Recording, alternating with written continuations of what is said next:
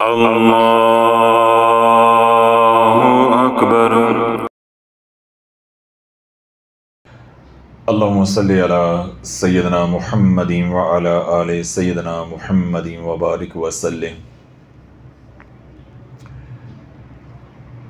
अब तक कमोपेश तलाश और आरजू चैनल के ऊपर बीसियों अमाल, जादू की कार्ड, जादू की पल्ट और जादू की तशख़ीस के हवाले से मैं बता चुका हूँ, जिससे अल्हम्दुलिल्लाह लाखों लोग नफ़ा उठा चुके हैं और उठा रहे हैं। एक बात जो बार बार हमें आती है, यानी कहने के सवाल आता है, वो ये है कि हज़रत साहब हमारे पे जादू किसने किया है।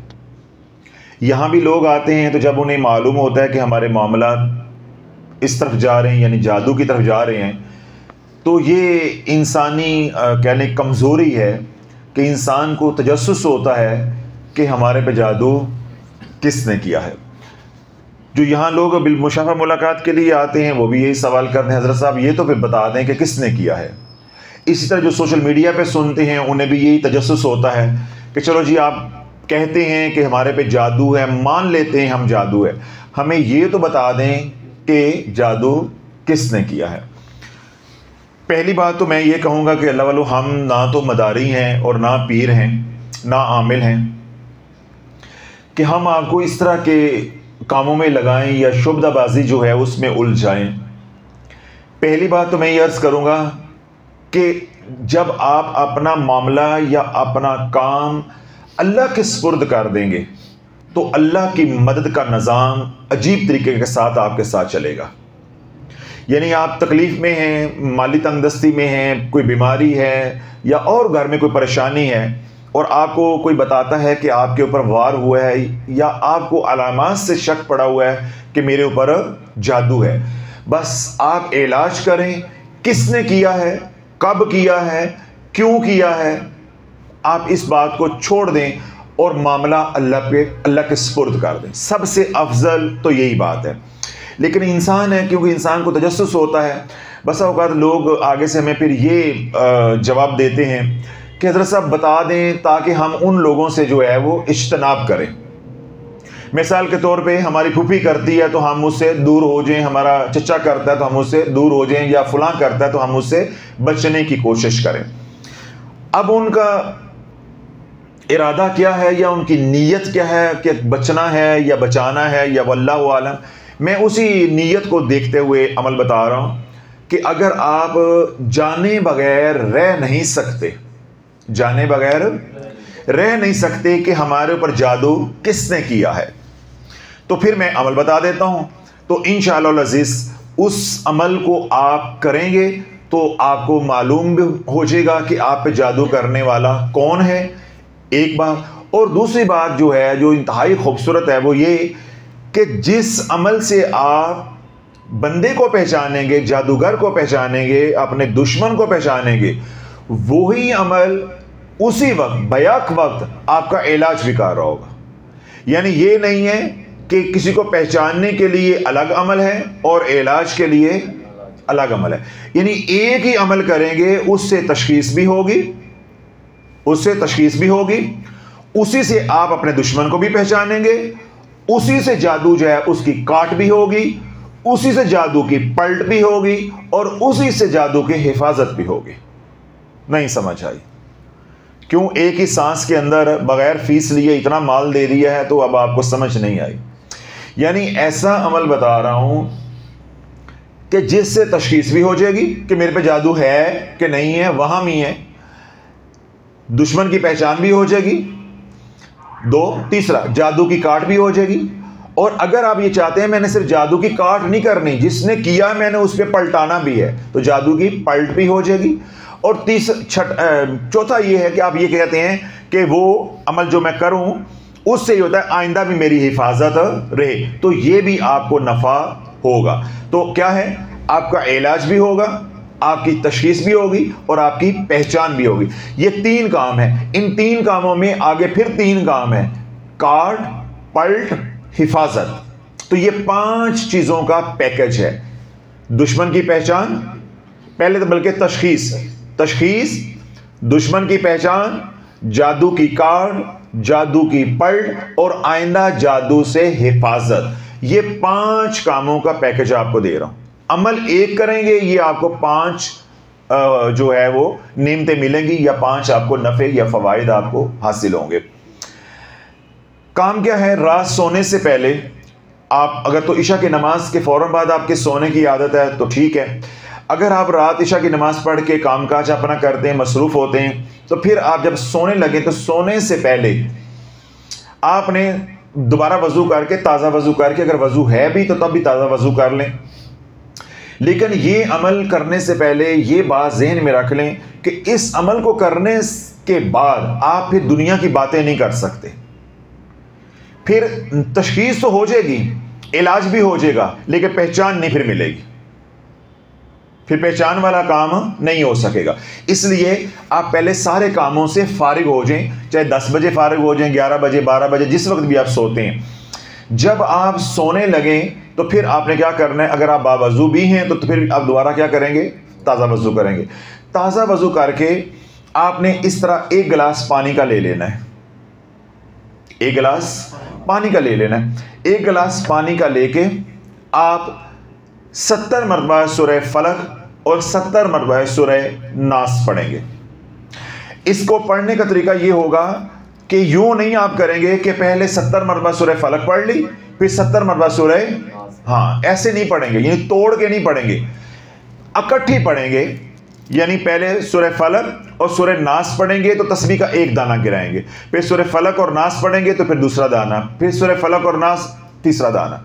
यानी यूं नहीं हम करेंगे कि पहले 70 मरतबा फलक पढ़ ली, फिर 70 मरतबा नास पढ़ ली, फिर दोनों इकट्ठा करता, यानी ये नहीं काम करना। दोनों पढ़ेंगे बिस्मिल्लाह शरीफ के साथ पढ़ेंगे। अव्वलो आखिर आप 7 मरतबा नमाज वाला दुरूद पाक यानी दुरूद इब्राहिम पढ़ेंगे। यहां पे मैं एक नुक्ता वाज़ेह कर दूं ताकि आपकी तसल्ली हो जाए। और अगर अंदर ईमान है या हसासियत है तो नदामत भी थोड़ी सी हो जाए। कितने बयानात के अंदर मैं ये बात वाज़ेह कर चुका हूं कि अल्लाह के नबी अलैहिस्सलाम की शान जैसा कोई दूसरा इस कायनात में नहीं है। अल्लाह जैसा कोई दूसरा नहीं है, और अल्लाह के महबूब जैसा महबूबियत में कोई दूसरा नहीं है। जैसे अल्लाह के अलावा कोई माबूद नहीं है, इस तरह मेरे मुस्तफ़ा जैसा कोई और मुस्तफ़ा नहीं अलैहिस्सलातु वस्सलाम। तो हुज़ूर अलैहिस्सलाम की बुजुर्गी बाद खुदा सबसे क्या है? बढ़कर, ईमान सबसे बढ़कर, इमामुल अंबिया। बात समझ आ रही? तो अल्लाह का असूल क्या है? ला युकल्लिफुल्लाहु नफ्सन इल्ला वुसअहा। जितना ईमान उतना इम्तहान, जितनी जान उतना बोझ। ये अल्लाह का असूल है। अल्लाह ने कुरान में ये कुलिया बयान कर दिया कि हम किसी की जान के ऊपर उसकी बर्दाश्त से ज्यादा बोझ नहीं डालते। तो अब हुज़ूर अलैहिस्सलातु वस्सलाम का ईमान सबसे ज्यादा, तो अब इम्तहान भी सबसे ज्यादा होना। ये अल्लाह का बनाया हुआ निज़ाम, अल्लाह का असूल है। अब मैं जो सवाल पूछना चाहता हूं, जरा जागते रहने। अल्लाह के नबी अलैहिस्सलातु वस्सलाम का ईमान सबसे ज्यादा, तो इम्तहान भी सबसे ज्यादा। तो जब अल्लाह के नबी अलैहिस्सलातु वस्सलाम पे जादू चला, तो जो उस जादू की शिद्दत थी, वो उस दर्जे का जादू क्या किसी उम्मती पे चल सकता है? नहीं चल सकता। क्यों? अल्लाह के नबी की बर्दाश्त ज्यादा, अल्लाह के नबी अलैहिस्सलातु वस्सलाम का ईमान ज्यादा, इसलिए अल्लाह के नबी अलैहिस्सलातु वस्सलाम का इम्तहान ज्यादा। हमारी ना वो बर्दाश्त है, ना वो ईमान है, और ना ही वो इम्तहान होगा। अब बड़ा हसास मोड है, यहां से आपने नुकता समझना है। अल्लाह के नबी की बर्दाश्त सबसे ज्यादा, अल्लाह के नबी अलैहिस्सलातु वस्सलाम का ईमान सबसे ज्यादा, अल्लाह के नबी अलैहिस्सलातु वस्सलाम का इम्तहान सबसे ज्यादा। जब अल्लाह के नबी के ऊपर आजमाइश आई जादू की, तो अल्लाह ने इलाज के लिए ये 2 सूरतें उतारी, सूरह फलक और सूरह नास।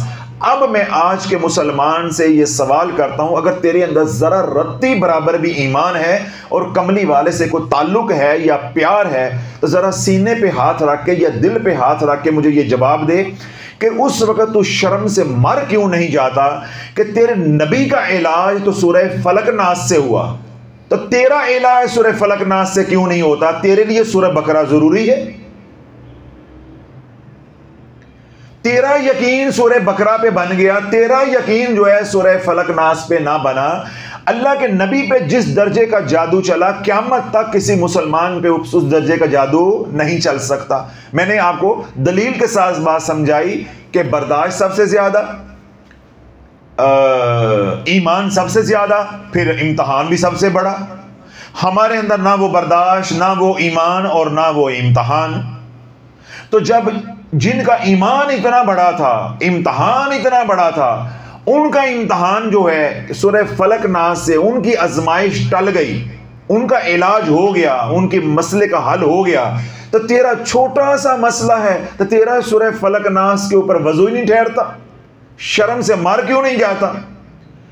फिर जब तूने मेरे नबी का तरीका छोड़ा, मेरे अल्लाह की अता को हकीर जाना और तू सूरत बकरा की तरफ बढ़ा, बेशक वो भी अल्लाह का कुरान है। जब अल्लाह ने इस मसले के लिए सूरह फलक नास उतारी थी, तू नास के सूरह बकरा वाल क्यों गया? अब सूरह बकरा से क्या हुआ?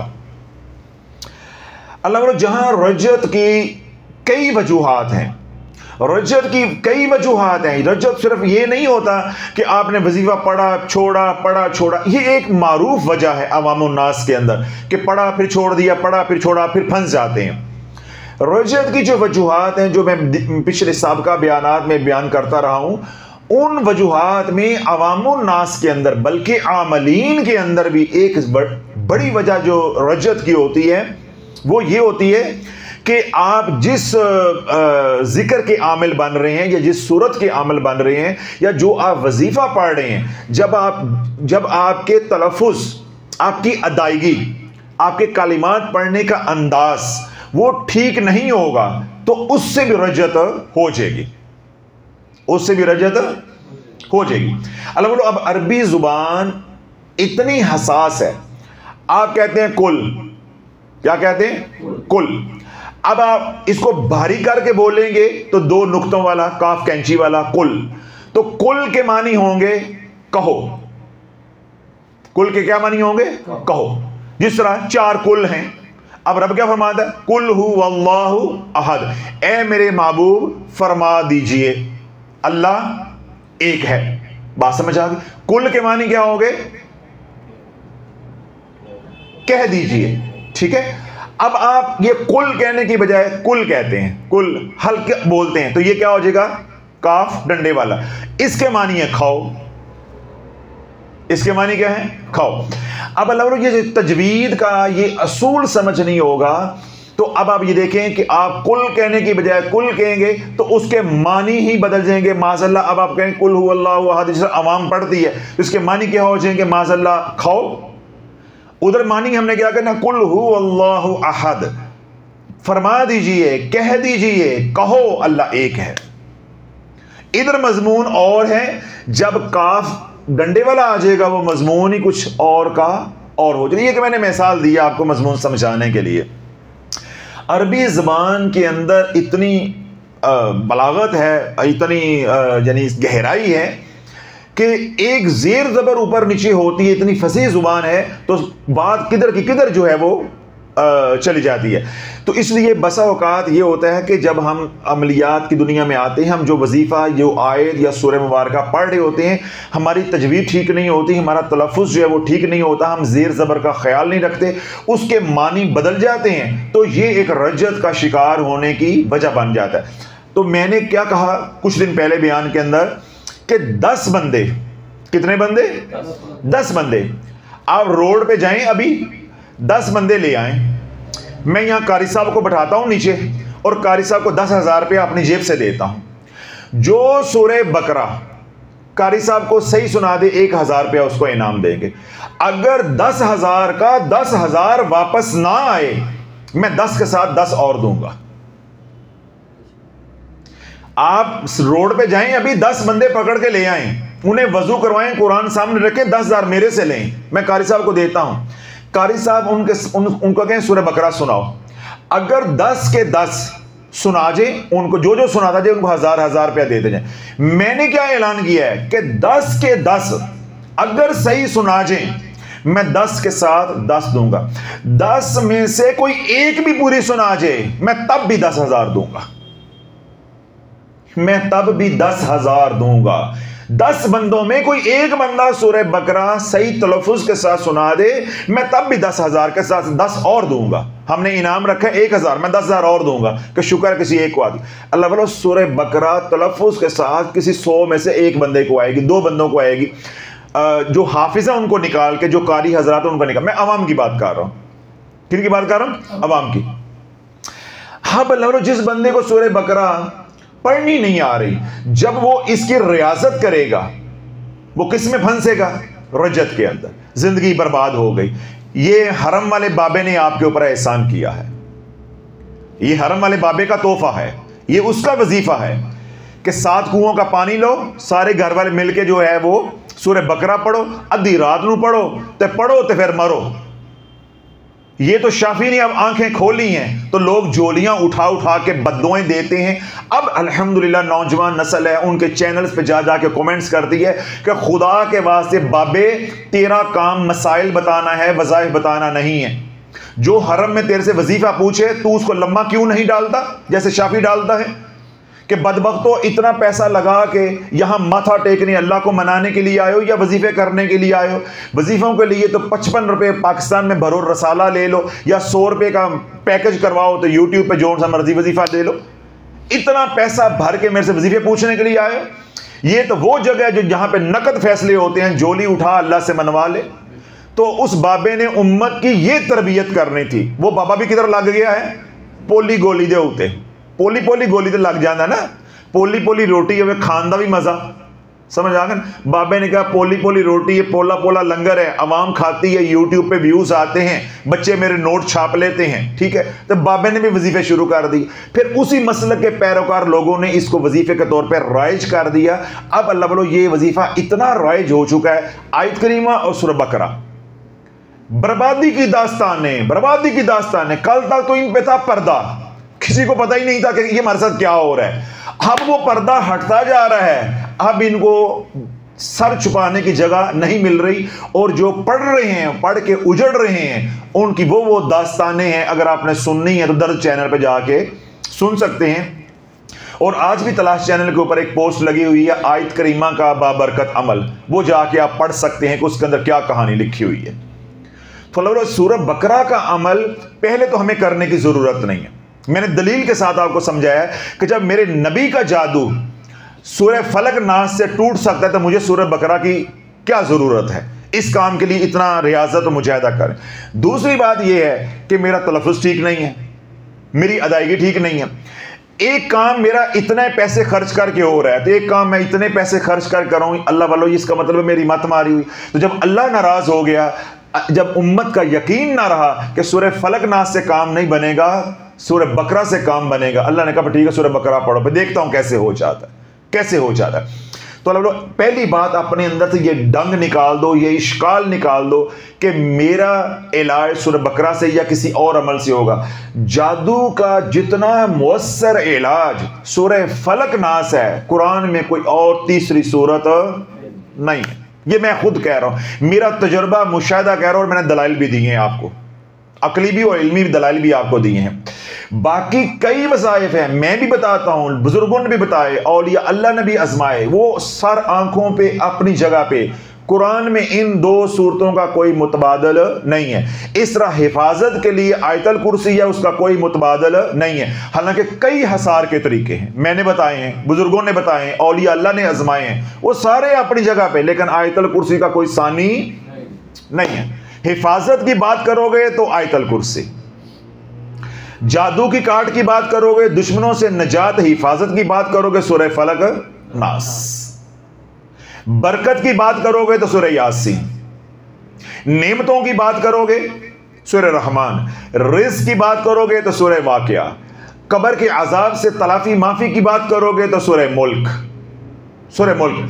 कमली वाले की गुलामी की बात करोगे तो सूरह मुज़म्मिल, ठीक है। और जिन्नात की दुनिया की बात करोगे तो सूरह जिन।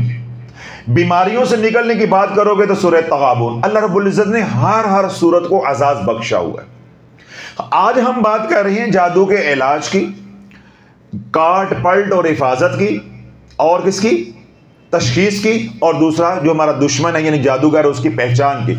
इसके लिए अल्लाह वालों जो मुजर्रब अमल है वो क्या है? सूरह फलक, सूरह नास, साथ छोटा सा मैं एक टांका लगाऊंगा, इंशाल्लाह ये पांचों काम सीधे हो जाएंगे। अब आपने क्या करना है कि पानी लिया, एक गिलास पानी लिया, रात को वजू किया, वजू करके आप 2 रकात नमाज सलातुत तौबा, उसी के अंदर नियत करेंगे 2 रकात नमाज सलातुल हज। अलग से नहीं पढ़ने, दोनों नियतें 2 के अंदर ही कर लेनी, यानी उनके एक ही वक्त में 2 नियतें हो जाएंगी।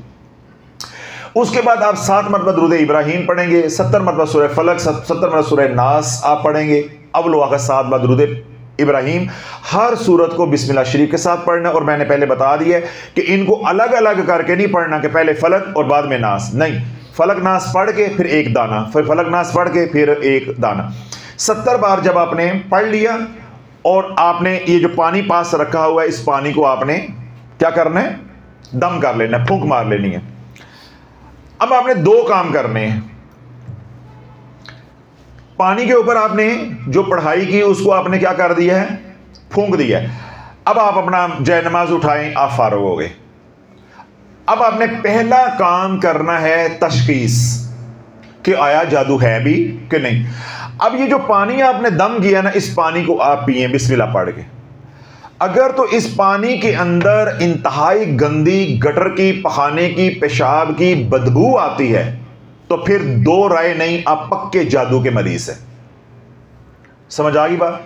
यानी अगर आप पहले तो आपको शक था ना, आज अब शाफी ने शक निकाल दिया, अब आप वाकई जादू के मरीज हैं।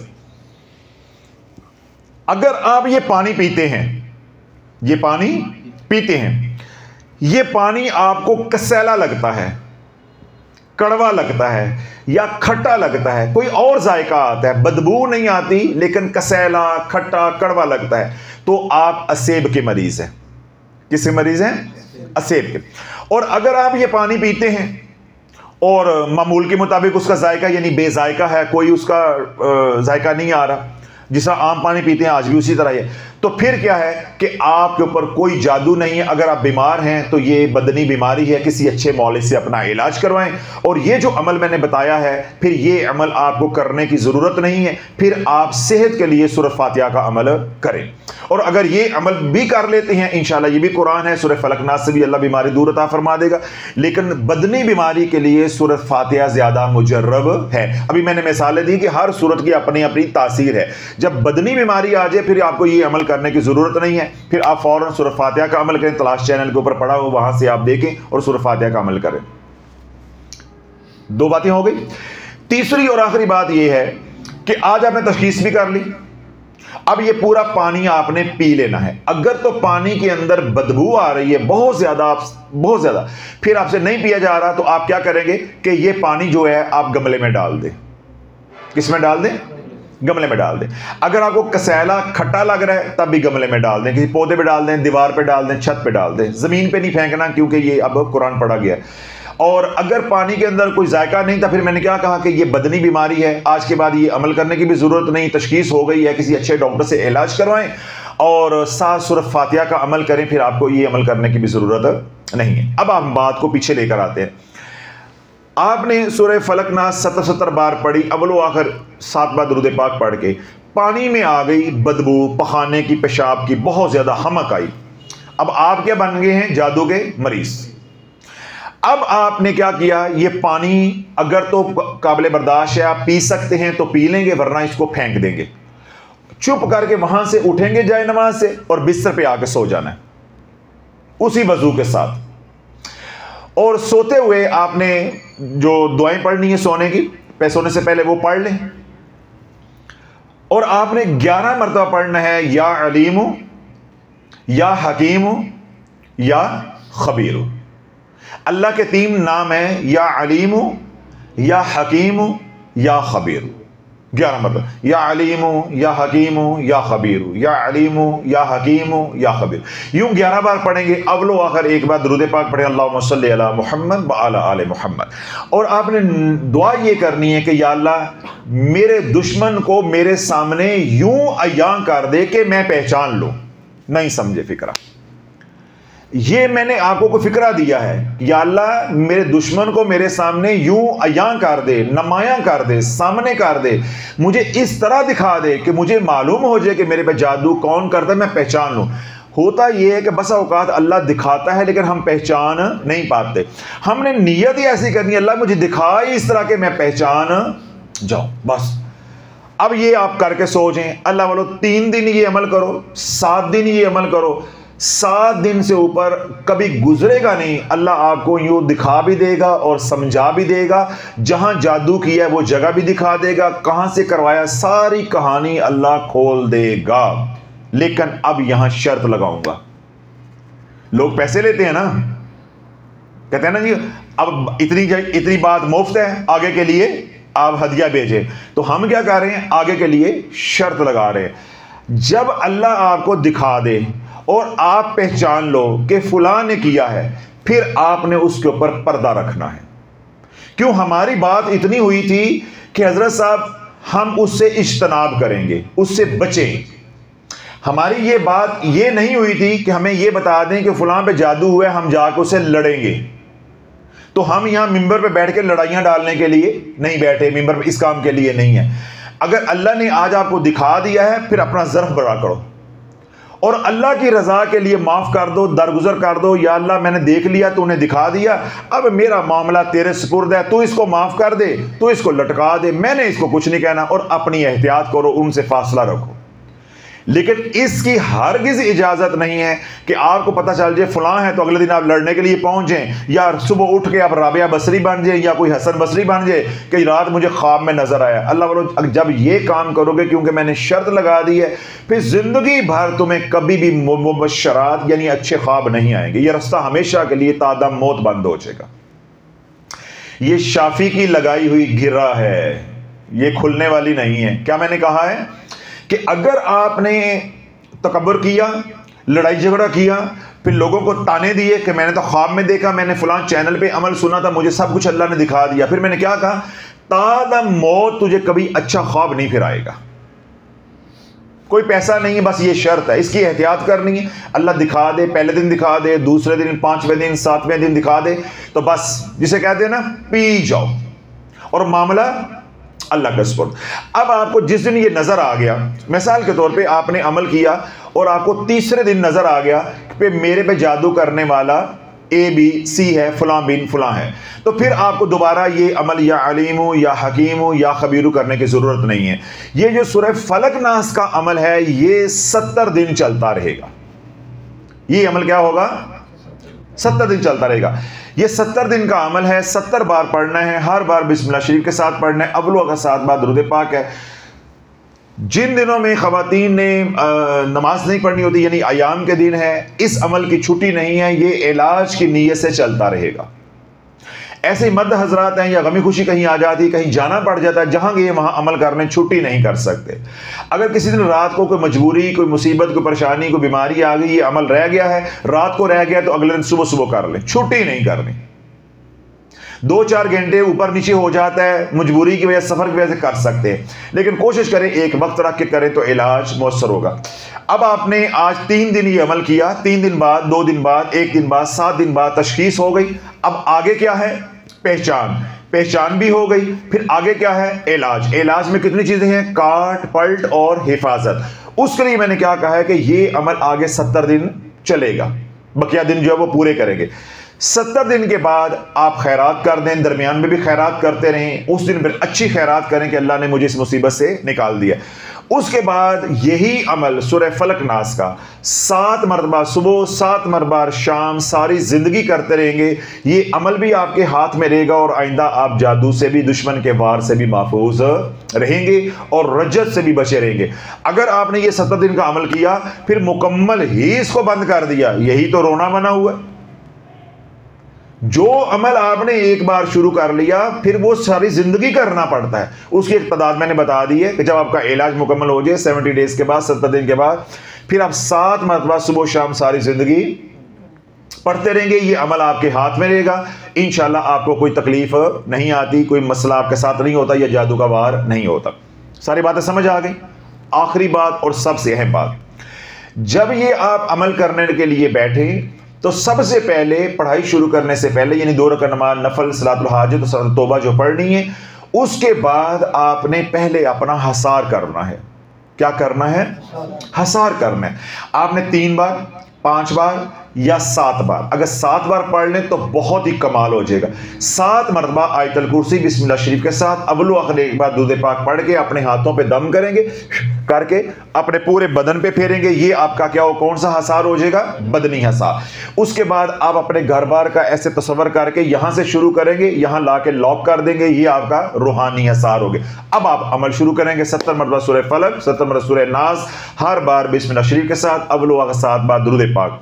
1 गिलास पानी का लेंगे, उसके ऊपर आप दम करेंगे, दम करके आप पिएंगे। अगर पानी के अंदर बदबू पखाने की, नजासत की आ रही है तो आप जादू के मरीज है। अगर पानी के अंदर से कसैला जायका आ रहा है, खट्टा आ रहा है, कड़वा आ रहा है तो आप असेब के मरीज हैं। और अगर पानी के अंदर से जायका किसी किस्म का नहीं आ रहा, फिर ना आपके ऊपर असेब है, ना आपके ऊपर जादू है, आपको महज बीमारी है। और बीमारी के लिए आप अच्छे मौलिज से इलाज करवाएं। और ये अमल की अब आपको जरूरत नहीं, अब आप सूरह फातिहा वाला अमल करेंगे। वो अमल पहले ही तलाश चैनल पे अपलोडेड है, ठीक है। अगर पानी के अंदर से बदबू आ जाती है बहाने की, नजासत की, तो फिर मैंने क्या कहा, असेब हो या जादू हो, तो यही अमल आपने 70 दिन फिर जारी रखना है। दुराने अमल भी खैरात करते रहेंगे। जब इंशाल्लाह 70 दिन आफियत खैर से मुकम्मल हो जाए फिर अच्छी खैरात करेंगे। और अगली बात मैंने क्या की, जिन दिनों में ख़वातीन ने नमाज नहीं पढ़नी, ये अमल नहीं रोकना। इसको अमल की नीयत से, वजीफे की नीयत से, जिक्र की नीयत से, इलाज की नीयत से, हिफाजत की नीयत से जारी रखना है। फिर जब सारा इलाज 70 दिन का मुकम्मल हो जाए तो फिर क्या करेंगे, यही सूरत मुबारक 7 मरतबा सुबह, 7 मरतबा शाम सारी जिंदगी पढ़ते रहेंगे। सारी बातें मैंने सारी समराइज कर दी, समम कर दी, समझ आ गई। आखिरी बात, अगर आपने तशखीस की, तशखीस के बाद आपने पहचान करनी है, तो पहचान के लिए मैंने छोटा सा अमल साथ इसके जोड़ा है कि जब आप ये वजीफा पढ़ लें, बिस्तर पे आपने लेट जाना है और आपने अल्लाह से दुआ करनी कि अल्लाह मेरे दुश्मन को दिखा दे, ऐसे दिखा दे कि मैं पहचान लूँ, ऐसे दिखा कि मैं जान जाऊं, मैं पहचान जाऊं। ये नियत करके आप 11 मरतबा पढ़ेंगे, या अलीमु या हकीमु या खबीरु, या अलीमु या हकीमु या खबीरु, या अलीमु या हकीमु या खबीरु, अव्वल व आखिर एक बार दुरूद पाक। फिर मैंने क्या कहा कि जब अल्लाह पहले दिन, दूसरे दिन, 4 दिन, 5 दिन, 6 दिन, हद 7 दिन, 7 दिन में आपको इंशाल्लाह सब कुछ खुल के सामने आ जाएगा। कौन कर रहा है, कहाँ करवा रहा है, करवा के कहाँ दबाया है। तो फिर आपने क्या करना है, पी जाना है। और मैंने शर्त क्या लगाई है कि अगर अल्लाह आपको कोई दिखा देता है तो फिर आपने पर्दा रखना है। अगर आप लोगों के सामने इजहार करेंगे, जाके लड़ाई झगड़ा करेंगे, ताने देंगे कि आपने जादू किया, मुझे अल्लाह ने ख्वाब में दिखा दिया, मैंने फलां अमल किया, मुझे मालूम हो गया, तो फिर अल्लाह ऐसी बंदिश लगाएगा कि मरते दम तक आपको कभी अच्छा ख्वाब नहीं आएगा। ये आपने एहतियात करनी है। या तो देखने के चक्कर में नहीं पड़े, इलाज करें बस। और अगर क्योंकि ये अमल ही देखने का से जुड़ा हुआ था, तो अगर देखना है तो फिर हौसला बड़ा रखें, ज़र्फ बड़ा रखें, फिर पर्दे डालना सीखें। अल्लाह तुम्हारे भी ऐबों में पर्दे डालेगा और अपना मामला अल्लाह के सुपुर्द कर दें। फ़कुल हस्बी अल्लाह ला इलाहा इल्लहु अलैहि तवक्कलतु व हुवा रब्बुल अर्शिल अज़ीम। मैंने मुकम्मल तफसील के साथ समझा दिया। उम्मीद है कि आपका ना कोई व्हाट्सअप आएगा इस सिलसिले में, ना कोई कमेंट सेक्शन में कोई कमेंट आएगा। आप बार मुकम्मल वीडियो सुने, देखें, और आप हज़रात ने जिस तरह सुना है इसी तरह जो सोशल मीडिया पे सुन रहे हैं तवज्जो के साथ सुने। कोई बात नहीं आ रही तो दोबारा सुने। इंशाअल्लाह इस अमल की तमाम हज़रात को इजाज़त है, क़यामत तक आने वाले लोगों को भी इजाज़त है, जो सोशल मीडिया पे सुन रहे हैं उन्हें भी इजाज़त है। सुब्हान रब्बिक रब्बिल इज़्ज़ति अम्मा यसिफून व सलामुन अलल मुरसलीन वल्हम्दुलिल्लाहि रब्बिल आलमीन।